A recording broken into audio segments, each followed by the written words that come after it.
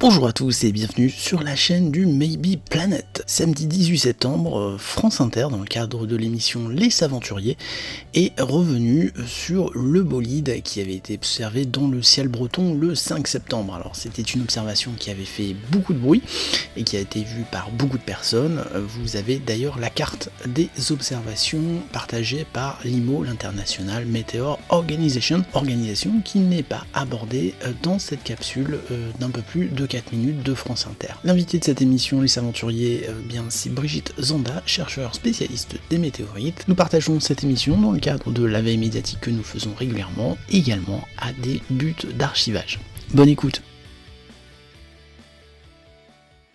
À propos ce matin de ce bolide très lumineux qui a été observé le 5 septembre, un peu avant minuit, il est passé au-dessus de la ville de Brest. Alors évidemment, ça a surpris pas mal de monde. Est-ce qu'on sait exactement ce matin de quoi il s'agit ?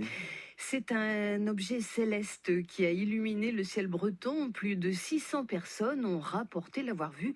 Il paraît que c'était très impressionnant. Certains ont même entendu un bruit d'explosion. Cette nuit-là, donc, une étoile filante est entrée dans l'atmosphère. Brigitte Zanda, enseignante-chercheuse au Muséum national d'histoire naturelle et responsable scientifique du projet Fripon Vigiciel. C'était un phénomène extrêmement important en taille et donc de cette taille-là, c'est relativement rare. Ça doit se produire quelques fois par an à peu près en France. Est-ce qu'on sait d'où vient cet objet ? C'est un objet qui orbite quelque part entre Mars et Jupiter, c'est-à-dire il tourne et il est dû passer plusieurs fois. Cette fois-ci, il est entré en collision avec la Terre. Est-ce qu'on sait où l'objet a atterri ? Alors d'abord, on n'est pas sûr qu'il y ait quelque chose qui ait survécu, compte tenu de la trajectoire et des données qu'on peut avoir. Mais s'il avait atterri, s'il était resté quelque chose, il aurait atterri dans la Manche. C'est donc une météorite. Mais oui. Et il arrive qu'on en retrouve des traces. Oui, mais les scientifiques ont vraiment besoin de l'aide de tous. Brigitte Zanda est responsable du programme Vigiciel. C'est un programme de sciences participatives qui propose à ceux qui le souhaitent de rechercher des météorites et les cratères d'impact. Et c'est accessible à tous ? Oui, mais il faut un peu s'entraîner. Et une fois formé, en cas de chute de météorite, vous serez invité à prospecter sur le terrain avec les scientifiques. Il y a une dizaine d'années, suite à un événement comme ça, qui se passait déjà d'ailleurs en Bretagne, on s'est rencontrés avec des collègues et on a dit il y a un objet qui est passé, qui est peut-être tombé, on est incapable de savoir où. Donc on va installer un réseau de caméras. Et ensuite, la question, c'est comment on fait pour les retrouver. De tout temps, en fait, ce sont les curieux qui ont retrouvé les objets. Et puis, ça remontait via l'instituteur, le curé. Donc, on s'est dit, on va réimpliquer les publics à venir avec nous sur le terrain, à apprendre à reconnaître les météorites.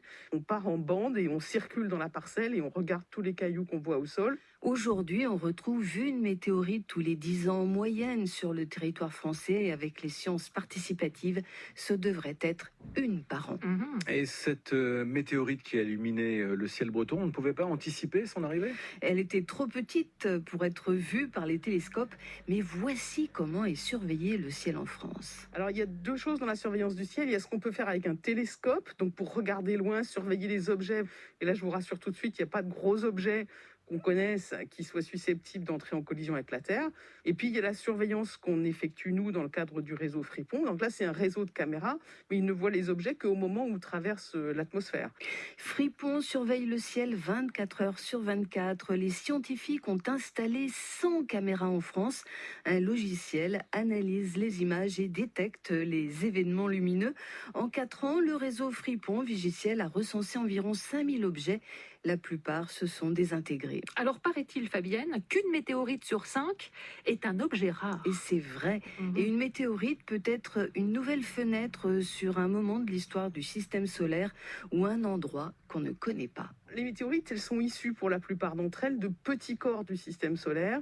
Et donc ces objets vont nous renseigner essentiellement sur l'origine des planètes, comment elles se sont formées et aussi comment elles ont évolué. Et en plus, on trouve des objets qui proviennent de planètes qu'on n'a pas du tout échantillonnées. Par exemple, on a des échantillons de la planète Mars. On n'en aura pas rapporté, nous, avant, disons, 2030. On a dans nos collections de météorites des morceaux de la planète Mars. Et quelle est la plus belle météorite pour vous ? Ah, ça, c'est une question très difficile, mais une météorite, elles ne sont pas toutes exceptionnelles, mais une météorite peut être vraiment une photo sur un moment très particulier du système solaire ou un lieu. Et c'est vrai qu'il y a une dizaine d'années, il y a un morceau de la planète Mars qui ressemble à aucun autre qui a été découvert. Ça fait 10 ans qu'on travaille dessus et vraiment, je trouve que c'est un objet très intéressant. Et il a été retrouvé dans le sud du Maroc.